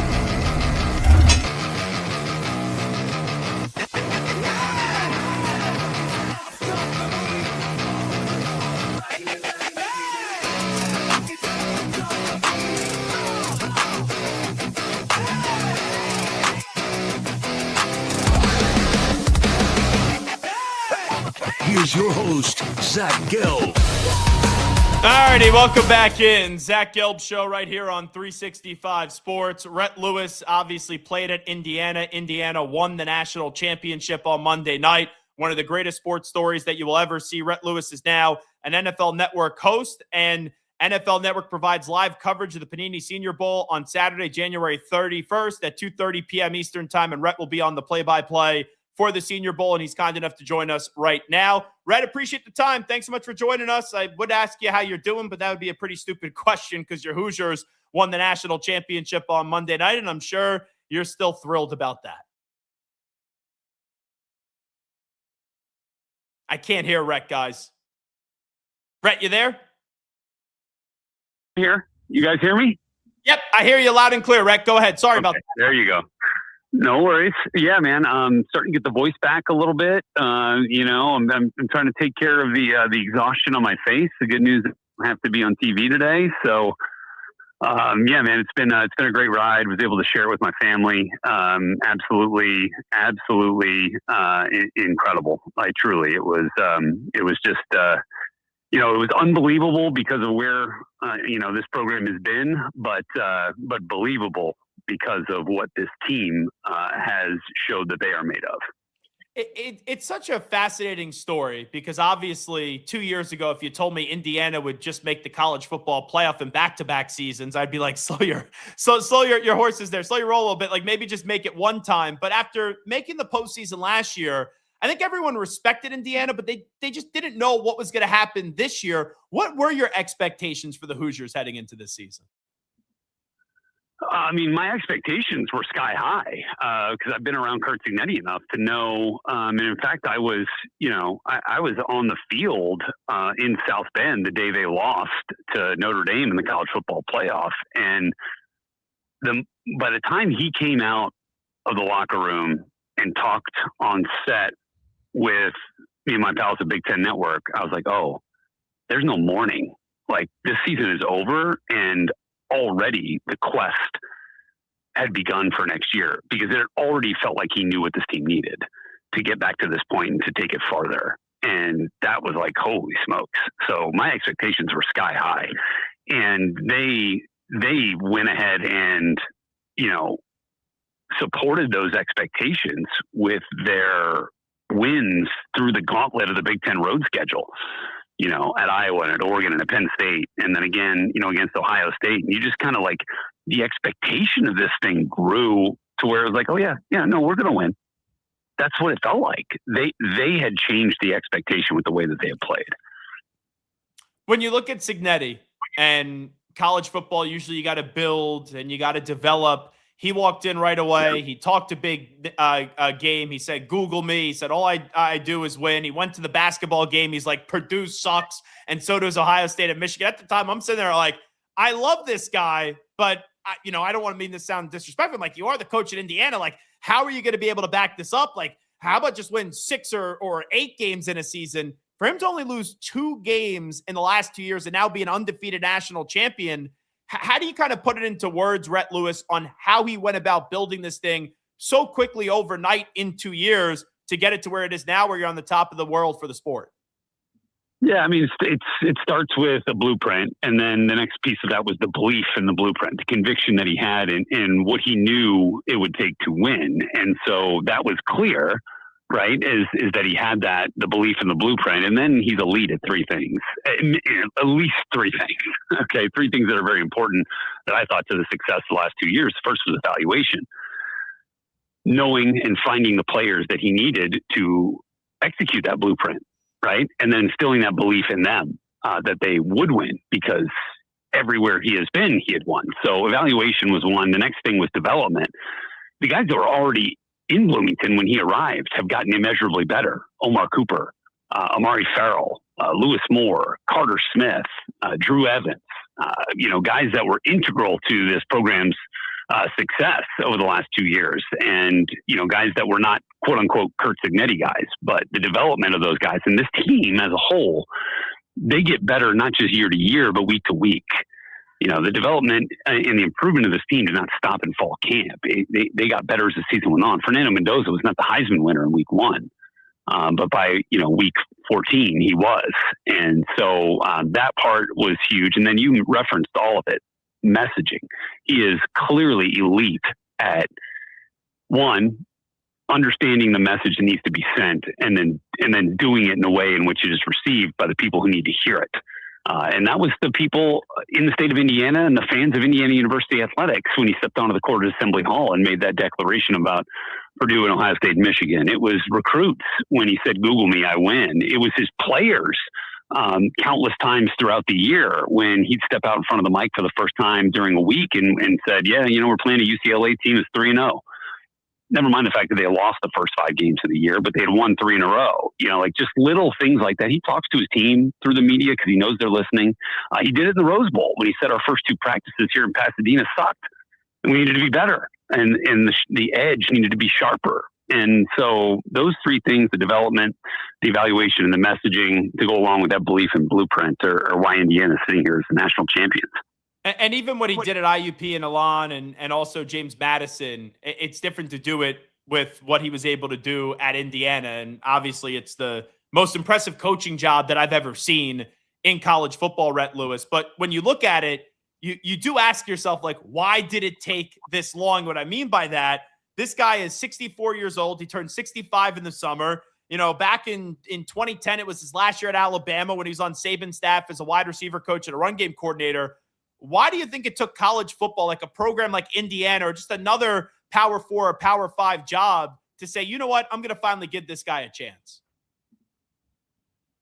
You know, that's a good question. I don't really know the answer to it, other than the fact that he was at a small school. And, you know, I mean, like, he's a unique guy, you know, and I get that maybe he's not for everyone. But he was for Scott Dolson. No, sir. And Pamela Whitten and the, you know, the power structure at Indiana, and had such great alignment with them. That it was just the right fit. And maybe it wasn't the right fit as some of the other places. And maybe they weren't as interested in a guy, you know, who was winning at the smaller levels, but wanted, you know, FBS experience and Power 5 experience. And I'm glad that Scott Dolson and Pam Whitten were able to see through that and see the genius in his ways and in his resume. And that's another reason why we're here, because they had the foresight to do it and the institutional alignment to make it work. When you're on the sidelines or you're at the game the other night and you know that you won and you know that Indiana did this thing, just what was going through your brain? Because this is one of those moments that obviously you knew how good the team was throughout the season, but this is a moment 2 years ago that people would say, what are you smoking if you told me Indiana was going to go win a national championship? Yeah, man, I thought about my teammates, you know, I thought about the guys that were with me from 01 to 05 that only won 16 games in those 5 years combined. And, you know, those guys who, you know, bled just like the guys who won 16 games this year did, but did it to far less fanfare. And I think about them. I think about Mark Deal, who's held just about every role in this organization. And whose dad was a member of the 45 championship team in the Big Ten, and whose brother was on the Rose Bowl team. And now he's gotten to see a Big Ten championship and a national championship. I think about equipment manager Mitch Gudmanson, who was an hourly employee when I was playing back in the early 2000s and has been here ever since. And, you know, I think about all the guys who laid a small brick on this thing, right, for over the course of the last 108 years, whatever it's been with Indiana football. And they've all played a part in it. And this was a night for every Hoosier. It was a day to celebrate for every Hoosier. And you know, this is a lot of people have put a lot into this program, and they all share a piece in it. So that was kind of what was going through my mind. When you get to Fernando Mendoza and what he was able to do this year, Heisman Trophy winner, going to be the #1 overall pick, undefeated national champion, the run on 4th and 5. I still don't know how he got in the end zone. Now for the next chapter, it's the Raiders. He'll be the 1st overall pick. What do you think he will bring that organization that's trying to be dragged out of the dreck of the spot that they're in? Yeah, I mean, like, he is a program changer. He's a connector. He is a magnet. He's a people person, for one, and he's a stone cold killer on the field. So to me, he's everything you could possibly want in a quarterback. He is a 5-tool player as a quarterback. You know, he's got the brain, right? That's kind of his superpower. He's got the work ethic for sure. And then, you know, he shows you all of it on the field, the processing ability, the precision and accuracy, the ball placement, the mobility, as you saw last Monday night when you really need it to go out there and get it done on the ground if you have to. You know, he's got the ability to make off-platform throws, and he's got an NFL caliber arm. Like, it's just, to me, it's everything you could possibly want. So I know it's early in the process. Do you think it's going to be just 2 quarterbacks in the first round, or will it just be Fernando? Gosh, you know, it's hard to say at this point. I don't know how the league feels about Ty Simpson just yet. I think we'll find out a lot more once we get there. I mean, shoot, we could see Garrett Nussmeier rise again. I mean, there was a time that he was a first-round pick and it's not like the skills have left him. But you just kind of have to go through what happened, over the course of the last calendar year on tape and whether that was something you can get comfortable with or not. I think we're still very early, but we're going to see Nussmeier at the Senior Bowl, and I'm excited to see, what he's got up his sleeve there. And Jackson Dart wasn't a first round pick, when he got to Mobile last year, and then ended up as the second quarterback in the first round. So I think it could end up actually being very similar to last year, where you end up with 2 in the first, and then you get 1 in the early second, like Tyler Shuck. So I think that's something to kind of watch develop over the course of the next couple of weeks. When you advance to this weekend, Conference Championship weekend, Rhett Lewis here with us. When you look at the Patriots and the Broncos, the big story, Bo Nix out with the broken ankle, and they'll insert Jarrett Stidham. I know Stidham has been around for a while, but what do you think the Broncos could realistically expect out of him on Sunday? Yeah, look, I think he's a guy who understands the game and understands what Sean Payton is asking of him for sure. And so that's a value add. I mean, this is not a guy who's, in his first or second year in the league, right? He started a lot of games in the league. And he's got a pretty good group around him. And I think that's a recipe for success for a backup. They can run the football now this year. They can rely on their defense if they need to this year. And so look, it's not going to be Bo Nix, but is it enough to get it done? Yeah, I kind of do think it is enough to get it done for the Broncos. And then on the other side, you got the Seattle Seahawks at home, which is such a tough place to play, and you're welcoming an NFC West foe back-to-back weeks as they will bring on in the LA Rams with Matthew Stafford, one of the best quarterbacks in the league. How do you see that game playing on out? Yeah, man, I think the Rams are a team and a force to be reckoned with, and I know that the Seahawks got them last time, but the Rams got them the first time. And the way that Matthew Stafford's playing and what he is capable of on a postseason run like we saw back in 21, I think this is the Rams year overall, guys. I feel like they're going to be the ones at the end, in Santa Clara hoisting that trophy. I just think there's too much. I think they're the best coaching staff that's overall top to bottom that's left in this thing, and I think they're gonna get it done. Another one bites the dust in the coaching world. Bills lose, and then Sean McDermott is out. Done a phenomenal job in Buffalo. 8 of his 9 season makes the playoffs. I thought it was time to move on. Do you agree with that? I think it's hard. I think it's hard to move on from somebody that's had elite success in the league, but again, hasn't gotten you to where you wanted to go. And you're talking about, one of the best players in the league and arguably the best player in the league, and Josh Allen, and you don't want to waste any time with him. So I do understand it from that perspective.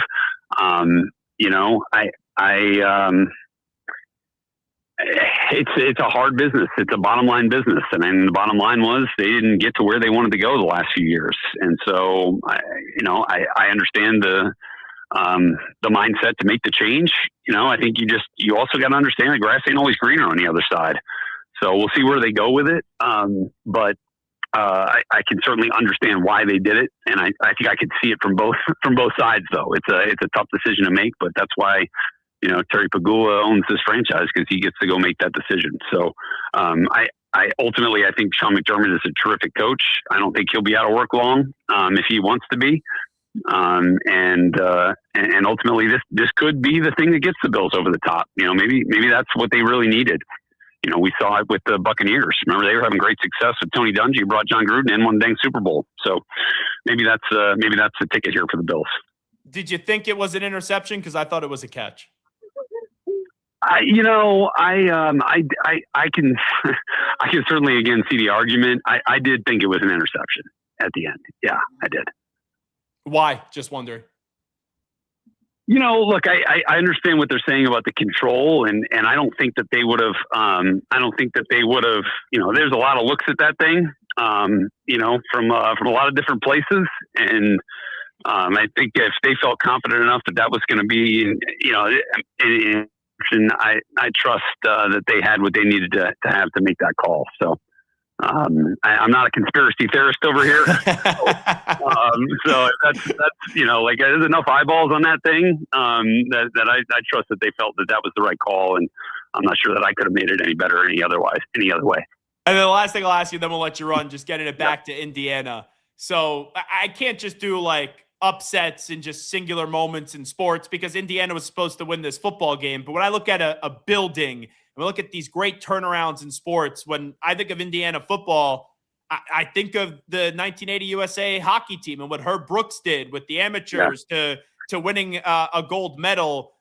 Like this moment, it's the most impressive coaching job I've ever seen in college football. But in the annals of sports history, I don't think there's that too many better in all of sports than what we just saw on Monday night. Yeah, I mean, America beating the Russians in '80 was the greatest upset in sports history without question. This is the greatest story in sports history. Kurt Cignetti was the greatest hire in coaching history. This was the greatest team, like TEAM. Did it have the talent of the 19 LSU team? Did it have the talent of the early 2000, Hurricanes teams or one of the Ohio State champions of the last couple of years? No, but this was the best team. This is the best coach team. I think there's a lot of metrics in which you can say the best about this Indiana team. And to me, that's enough. They are the champions and they will go down as the greatest story in college football history. And I'm glad to be a part of it, man. I'll debate till the day I die about this team because there's no team I'd rather have. Obviously, I am a little biased on that front, but I know these guys. I've met these guys. I've seen their journeys. I know these coaches. I know the work that's gone into this thing, and there will be, there will not be another team like this one with these players, and with many of them humble beginnings to then end up on the top. It is a rags to riches story, the likes of which sport has never seen. He is Rhett Lewis, NFL Network host, and NFL Network provides live coverage of the Panini Senior Bowl on Saturday, January 31st at 2:30 p.m. Eastern Time, and Rhett will be on the play-by-play for it. Rhett, once again, congratulations. Thanks so much for carving out some time for us today. You got it, brother. Thank you, man. There you go. Rhett Lewis from the NFL Network joining us right here. Zach Gelb Show on 365 Sports. That's the story of Indiana. Like when he said at the end, you may be like, oh, the greatest team, oh, all this stuff, like pump the brakes. You look at the way that this thing was built. You look at the way of how improbable this was. It's one of those stories where still, even after I thought Indiana was going to win on Monday night and you had it digest yesterday on Tuesday and you had it even roll through in the marination process on Wednesday today, it's almost one of those stories where you go, did that really happen? Like I don't want to say you sometimes forget national champions, but if I said to you, like, name the last 15, you may not be able to get all 15. Now, Alabama has a bunch of them, so it may be easy. But you sit there and you get that point, you'll never forget this Indiana team. Because when a team wins that's expected to win, there is something you admire about that. There is something that you appreciate about that. And sometimes, why do so many people hate dynasties? Because they consistently win. And a lot of people, unless if you're the fan of that team, they get tired of seeing the same team win year in and year out. With Indiana, this is historic. This is something that if you would have brought it to a Hollywood scriptwriter, they would go, even though we're Hollywood, this isn't even believable. Like Kurt Cignetti walks in, talks all that smack, and you're not able to use it to troll him. You're not able to use it to make fun of him. And the first year, he made the playoffs, and then the second year, it got even better. Like, you look at Indiana football, and we just do this from, let me just pull up here Football Reference. Let's just go from 2000. Just 2000 and on. 3-8, 5-6, 3-9, 2-10, 3-8, 4-7, 5-7, 7-6. That was 2007. 7-6. Then since then, 3-9, 4-8, 5-7, 1-11, 4-8, 5-7, 4-8. Then 2015, they were 6-7. 2016, they were 6-7. 2017, 5-7. 2018, 5-7. You know, when Tom Allen got them to 8 wins in 2019, I remember doing the national show talking to Tom Allen. They were 8-5. Then 2020 in the COVID season, they were 6-2. Since then, In the final years of Tom Allen, they were 2-10, 4-8, and 3-9. Cignetti walks in. It's ridiculous just looking at this and saying it. Cignetti's first year, 11-2. The 3 seasons prior to Cignetti getting there, they had 9 wins. 9 wins in 3 years. And if you wanted to take it from, let's say 2000, they had, or let's go from 2002, 3 wins, then 2 wins, then 3 wins, then 4 wins.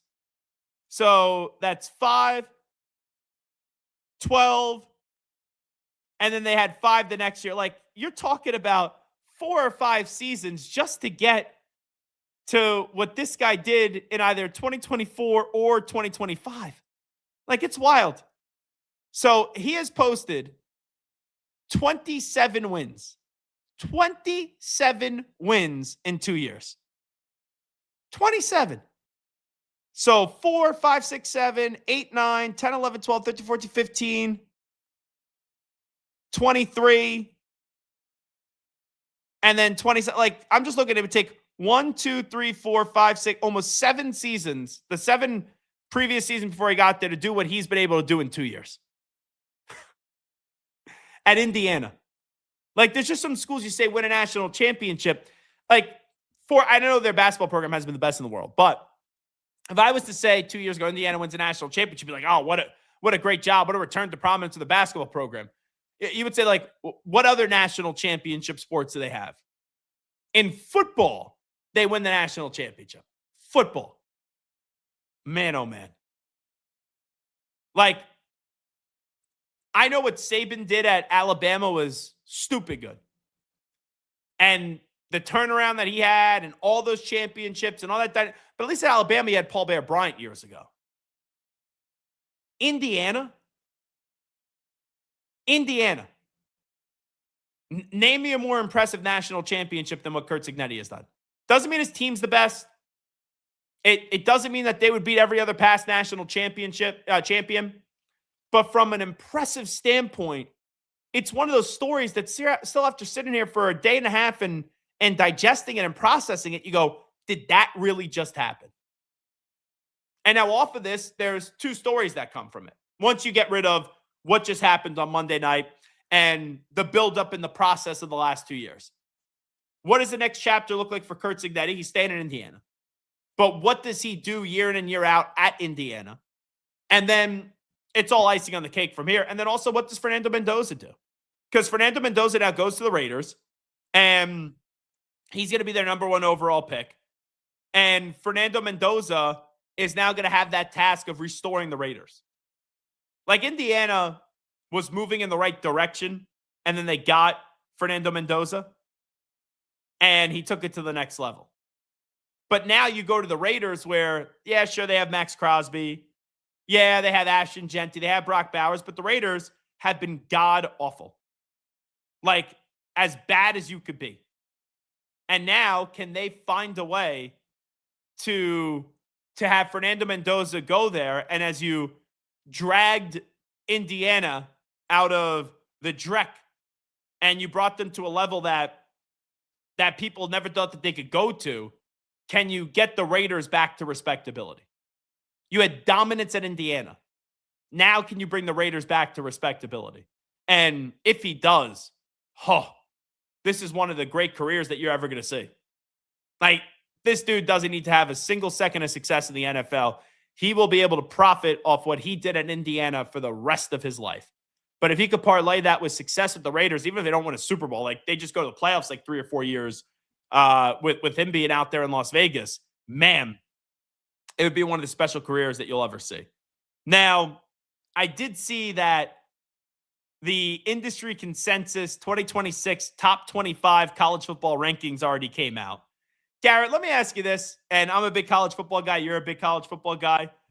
Don't you always find it comical? And I know people need things to write about, and you got to speculate, and there's so much that already has happened with the transfer portal, with that now already closed. So you have an idea of what a lot of these teams are going to look like.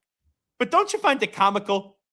We haven't, like we just put the bow on the Indiana season, And it's already up. We got the top 25 for next year. And also coming off a top 25 where if I could find the preseason top 25 from a year ago, it was laughable how bad the top 25 was this year.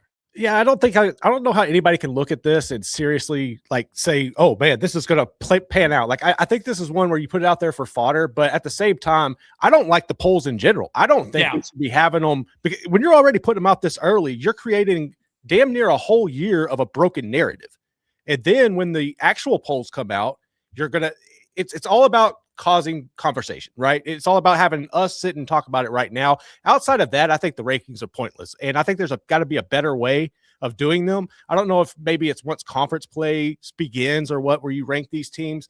But I think there's a better way of doing this, is sorting it out. That way we don't end up in these situations where you have certain teams or programs that are just kind of like log jammed in there naturally, and it takes for so long for them to filter out.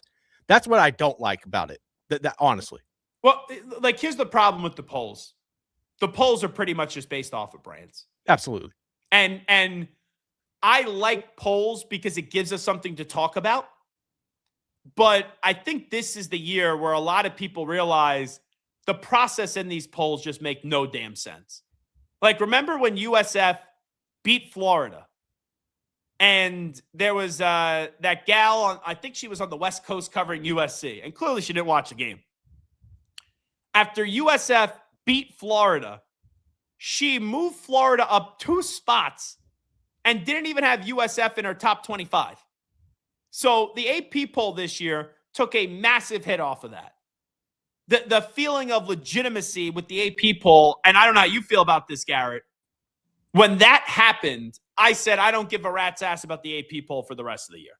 No, I think it made people who already feel like the games are being decided off the field and the narrative, I think it just drove that even further, that you have people out here creating that aren't even like, there's no way that you watch that game and have USF not ranked. Like, they should definitely been ranked. Mm-hmm. They were a better football team all year long. Florida sucked. They were terrible this year. And USF beat Florida, and you moved Florida up 2 spots. It's like, are you even watching? I don't think you are watching the game. And that's where I have a problem. Like, how are we vetting voters? Like, not only on the AP poll. I think you're a Heisman voter. I don't like, what is the process on the vetting and all that? I think that's something. So I can tell you for the Heisman. So they do send you out a survey, and you have to list. Now, people can make this up, right? But you have to list, like, do you cover college football regularly? Like, what outlet are you from? How many college football games do you watch a week?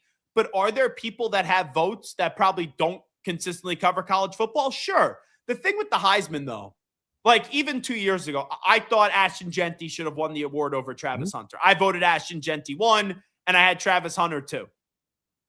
I think for the Heisman, they usually get it right.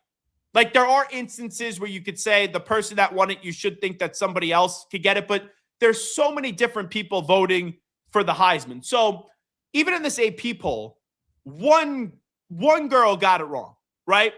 And there's so many people that vote for the AP poll. But when you factor it in to, I think, something that was a bigger problem, it was the College Football Playoff Committee this year. Because if you have one person screw up the AP poll, in the large scheme of things, it doesn't mean anything. Like, what does the AP poll really decide in the year of last year of 2025? College Football Playoff Committee, they're the ones that determine the 12 teams that make it. And on the initial rankings, and obviously Miami justified the fact that they belong. But on the initial rankings, I think it was Notre Dame was 10th and Miami was 18th. Now, neither of those teams lost the game the rest of the way from the initial rankings. How do you eventually have, in terms of a math standpoint, when it starts 10 and 18, and I get it, Miami beat Notre Dame, and they both finished with the same record. Miami deserved to go over Notre Dame. But if you tell me in the first ranking that Notre Dame was 10 and Miami was 18, and you eventually move Miami in front of Notre Dame, it just shows you really that these rankings mean nothing. And that they're just conversation pieces. And ultimately, in the 11th hour, the committee could do whatever they want, because that big debate through the 4 or 5 weeks, it was really, everyone was debating Notre Dame and Miami. But the conversations that were really being had once Alabama lost to Oklahoma was Alabama or Notre Dame. And they flopped it, and they swapped it, where it was Notre Dame jumped Alabama, And then in the penultimate rankings, they put Alabama in front of Notre Dame. And then once Alabama lost, they didn't penalize them for losing, not only losing, getting smothered in a conference championship game. And then Notre Dame didn't play, and Notre Dame, who was in that final ranking, right, like the second to last ranking, then they're out, and they moved Miami all the way up. Like, that's the part where I thought college football really lost it this year. And it was a fun season, an unbelievable season. But the rankings this year, as a fan, they were impossible for me to understand. From the AP poll with that one girl who had USF beat Florida one week and then moved Florida up 2 spots and then have USF in the top 25. And then for the initial rankings to be 10-18 as the separation, with Notre Dame being 10, Miami being 18. And by the final rankings, with neither Miami or Notre Dame losing a game, you had Miami in front of Notre Dame. It just made no sense to me. It made no sense to me. And that's the thing, Garrett, this year is there was also, and you know this, was it the Big 12, right, that got rid of the preseason rankings? Yeah, because last year with Arizona State picked last, and they ended up winning, and it made everybody, it screwed everybody in the conference ultimately. So you look at it, you had that to begin the year, the Big 12. We're not doing the media pre-poll. Right. You had the AP F up early on, and then at the end of the year, I understood what the College Football Playoff Committee did, but they told me, hey, 2 + 2 was 5. Right? That's what they did. And you're sitting here like, well, 2 + 2 isn't 5. And I understand them putting in 2 and 2 in Alabama. And I understand how they got there, but their final answer was one where it was like, well, how you're justifying it doesn't make any sense. That was the part that was complicated to me, where we had 3 strikes. Big 12 saying we don't want the polls, AP voter messing it up. And then the math from 10 to 18 in the first one, then to the last one, the team that was 18 jumped the team that was 10, and 10 didn't lose.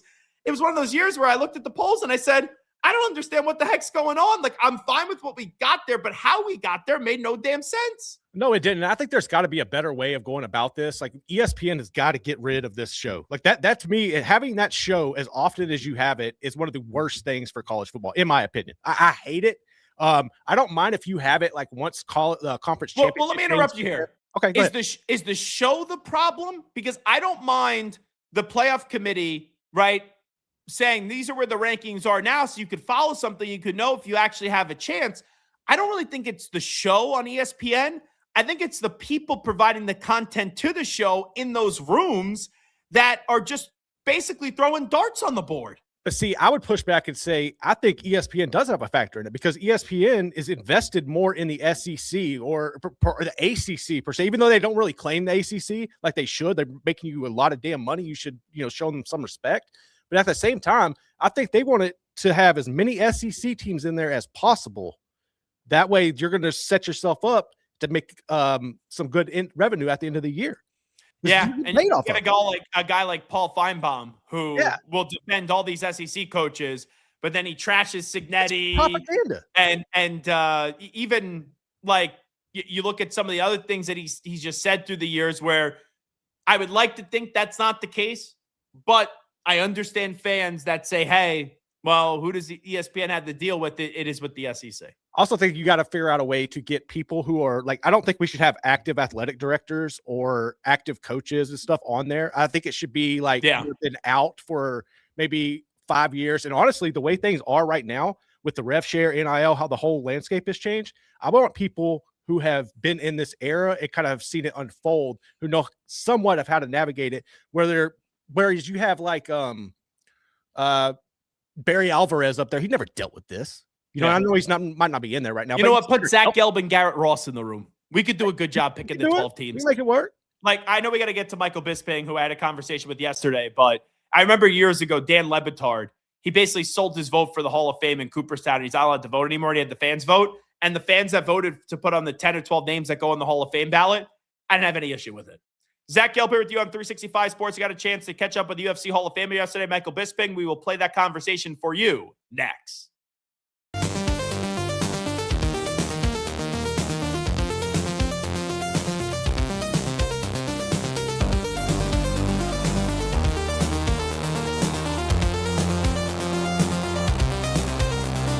For the past 4 years, we have trusted Jackery to keep us powered while on the road. The Explorer 5000 Plus provides 5,040 watt-hours of portable power to pair it with the smart transfer switch to power your entire house off the Explorer 5000 Plus. I had a panic moment running my hands through my hair, and that's when I found Keeps. Keeps gave me the results that I was really looking for. I definitely felt a lot more confident once I saw my hair coming back. Keeps has given me the control of my hair back. Get your first month free at Keeps.com. Number 1, the best bang for your buck. Number 2, we put out educational content. Number 3, our customer service and sales team. Number 4, we work to ship all orders out same or next day. Number 5, reviews. Let the gains begin. Meet Beagle, your financial concierge. Find your old 401k. Discover your 401k hidden fees. Roll over and save thousands. Unlock your 401k and IRA. MeetBeagle.com.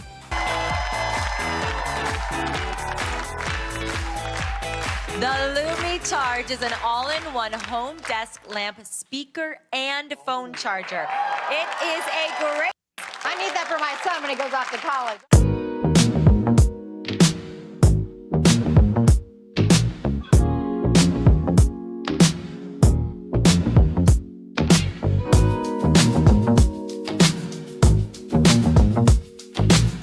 He's live. He's nationwide.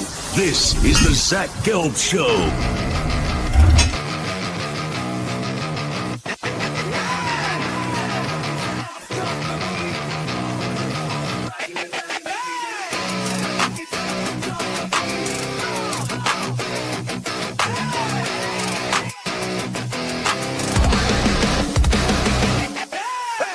Here's your host, Zach Gelb. Continue. This is Zach Gelb Show on 365 Sports. The UFC will have their first event with Paramount Plus this Saturday for UFC 324, and former fighter Michael Bisping will be on the pre- and post-show desk coverage on Paramount Plus. Michael joins us now. Michael, appreciate the time. How are you? I'm very good, Zach. How are you? Well, I'm doing fantastic. So I can't wait to see how this goes down this weekend with Paddy Pimblett. I was saying this to John Anik the other day. A few years ago, I understood the entertainment value to Paddy, but I questioned him as a fighter, and I've really been impressed the last few times he's gone out in the octagon and the injury he had to overcome. What is your view at this stage of his career with Paddy Pimblett before his biggest fight? Yeah, I mean, I can't agree with your sentiments there. I mean, he was always excited. He always, created a buzz around all of his fights because, he loves a bit of trash talk and he's very funny and all the rest of it. But even in his first UFC fight against Luigi Vendramini, he got clipped a couple of times because he carried a chin a little high. And that's when he came out with that iconic line, "Scousers don't get knocked out."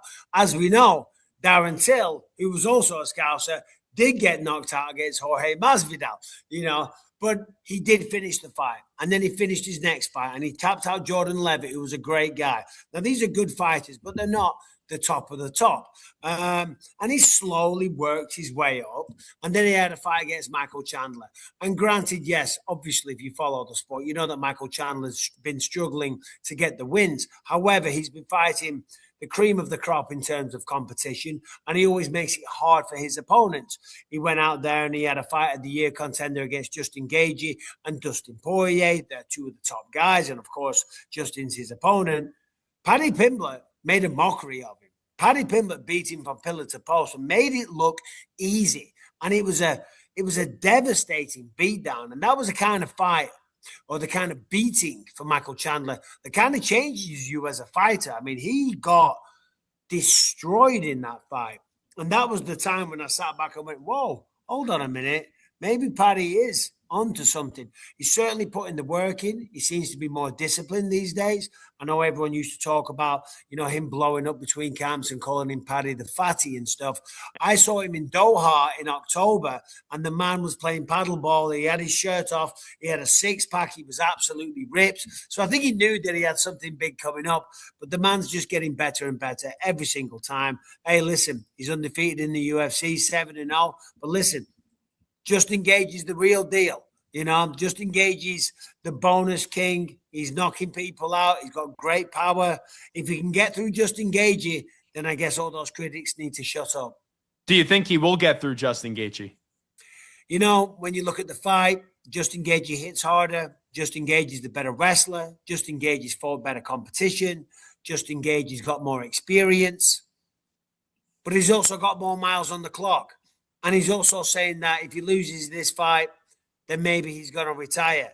And Paddy Pimblett, if you ask him, this fight is a foregone conclusion and has his eyes set on Ilia Topuria, right? It's one of those fights. I mean, I think logic tells me that Justin Gaethje wins this. But if I had to put a bet on this fight, which of course I can't, but if I was to do that, my money would be on Paddy Pimblett. I think somehow, some way, over 5 rounds, he's going to find an opening. Justin Gaethje lost both of his title fights against Khabib Nurmagomedov and Charles Oliveira. Lost them both by submission, and that is where Paddy Pimblett shines. And I think he'll catch him somehow. Throughout 5 rounds, he'll find an opening, and I think he gets a submission. Michael Bisping here with us. Obviously, UFC 324. They're going to be on Paramount Plus. He will be on the pre and post show desk coverage.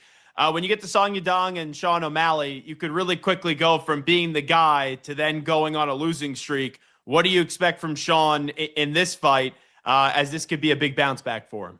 Yeah, I mean, Sean said it best himself recently. The fact that Merab was beaten by Piotr Yan, that kind of reinvigorated him and really gave a spark of life to him, because it shows and created a path to him becoming the champion again. Sean O'Malley's an incredible fighter. He just went up against Merab Dvalishvili, and Merab was a stylistic matchup that was just a nightmare for so many people. But Sean O'Malley against Song Yadong, this is a matchup that favors him. Song's great. He's got power. He's a real fighter, and he's a viable threat. But Sean is taller, he's longer, he's quicker, he's got better boxing. And this is the type of matchup that I think favors Sean O'Malley. I think we're going to see the Sugar Sean on full display Saturday night. I think he pieces up Song Yadong from a distance. You can never count out Song. You never know. Maybe he gets on the inside and catches him with a big right hand or something like that. But more than likely, I think Sean O'Malley reminds the world just how good he is. And you got to look at this with Sean O'Malley. There was some kind of parallels to Paddy Pimblett. Remember Sean O'Malley back in the day, people were saying, oh, he's getting easy matchups and this and that. And then the man went on to become a champion and to defend the belt as well. So, yeah, I think we're going to see a return to form on Saturday night for Sean O'Malley. And we're going to see him state his case for getting a title shot against whoever the champ will be when that time comes. I'll tell you, I can't wait for the punches, and we'll probably see a knockout Waldo Cortez Acosta going up against Derek Lewis. That's one that I'm just, all right, let me get in front of the TV on Paramount Plus and watch that one. Yeah, so I did a prediction video for my YouTube channel, and then I just noticed in the comments a second ago, people were like, you never mentioned Derek Lewis and Waldo Cortez Acosta. And I'm like, how did that happen? Because that is the fight. You got all these superstars on there, but that's the fight I cannot wait for. I love what Waldo Cortez Acosta has done. Last year, I think it was 4 fights or 5 fights. I mean, he's knocking people out left, right, and center. And I honestly never thought when he won on the Contender and was working his way up, I didn't think he would be in the position that he is now. But it's just proof. If you're willing to work hard and put the time and effort in, you can get to this level. And then, of course, on the other side, you got Derek Lewis, the knockout king. I think it's 16 knockouts overall. Never in a boring fight. If he wins the fight, the post-fight speeches are almost as entertaining as the knockouts. The Black Beast is phenomenal. He's must-watch TV. These two massive, gigantic heavyweights with knockout power. And I guarantee, I don't know who it's going to be, but one of them will go to sleep. When you get to Amanda and Kayla, I know now it's not going to happen because of the Kayla neck injury, but that was supposed to be such a huge fight for the sport, and hopefully it happens down the road. This is part of it, unfortunately, when injuries do happen and then you're expecting a fight and it doesn't, but so unfortunate to see what happened. How do you think that fight would have gone if you were to see it on Saturday? Yeah, I mean, I would never be disrespectful towards Amanda Nunes because she's one of the greatest female fighters, probably the greatest that the sport's ever seen. But she retired for a reason, and she's had a little time. I think it's 2.5, maybe 3 years away from the sport. I could be wrong there. And getting a little bit older, you know. Kayla Harrison and Amanda Nunes obviously trained together as well, and Kayla Harrison, from all She seemed very confident in the matchup, which leads me to think that maybe she'd had some successful training sessions with her. She was the younger lady, the stronger lady. I don't think anyone's going to be as strong as Kayla Harrison. I mean, she just looks ridiculously strong, and the champion for a reason. However, on the feet, Amanda Nunes, I think by far is the much more polished striker. So I don't know. I mean, if I was to make a pick, I probably would have leaned towards Kayla because she was younger. But it's Amanda Nunes. You just never know. And Amanda Nunes has impressed me so much over the years, and I'm such a fan. And the striking that she has is incredible. In fact, I'm changing my mind. I'm just remembering. I mean, look at the fight against Juliana Pena. She dropped her about 7 or 8 times throughout the fight. The striking is just beautiful, and she's got great jiu-jitsu as well. So yeah, I don't know. That's how good the fight was, and that's why it's such a shame that this happened. But alas, injuries do happen when you're training for fights of this magnitude. Sometimes, sadly, it's just inevitable.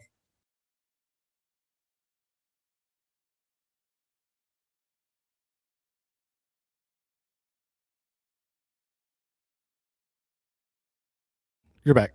I thought we were jumping out. That's my fault. Sorry, so we had to cut that conversation short. My apologies. We had a miscommunication there with Garrett. If you missed any of the rest of that interview, we could get it all up, obviously, on YouTube. So I apologize for that. There was more of that conversation with Michael Bisping, as he was really good right here on 365 Sports. So a little communication error there. That's okay. Let's get to the final poll question of the day, and then we will get on out of here on the Zach Gelb Show as we get to our poll results. Should the Bills hire Bill Belichick? Yes. Hire him today, 33%. No. Too old and wrong fit, 67%. I think the Bills should hire him. And people are going to say, oh, well, Belichick with Jordan Hudson, all that stuff, it's sloppy. You're not wrong. Bill Belichick is a 6-time Super Bowl champion. If you tell me, oh, it's only because of Tom Brady, you don't know what you're talking about. Yes, Brady is more valuable than Belichick, but Belichick could be walking into a situation with Josh Allen. Belichick made the playoffs once with Mac Jones. So do I think that Bill Belichick could go to Buffalo and give them a better chance to win it all than Sean McDermott? Absolutely. So it's amazing how quickly things could change in people's perception. And I would go hire Bill Belichick if I am the Buffalo Bills, but I don't think that's going to happen. All righty, that will wrap it up for the Zach Gelb Show on 365 Sports. Big thanks to Garrett Ross in our 365 Sports Studios in Waco, Texas. You can follow me Twitter and Instagram at Zach Gelb, ZACHGELB, also on TikTok at the Zach Gelb Show. And we will talk to you tomorrow at 3 p.m. Eastern, 2 Central Time. We out. Bye-bye. Peace.